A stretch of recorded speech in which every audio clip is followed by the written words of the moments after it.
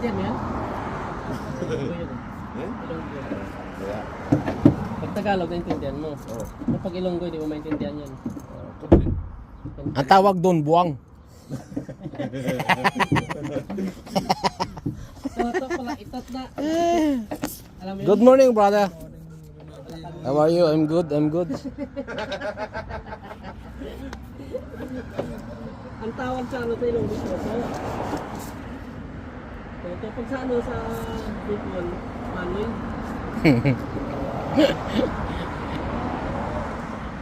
Turuan ng Ilonggo guys yung ano, tungan.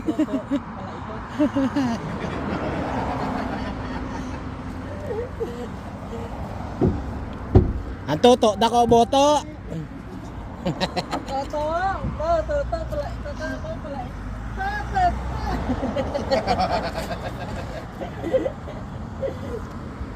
Grabe yung mga balat ito. Tapos na kami mga guys.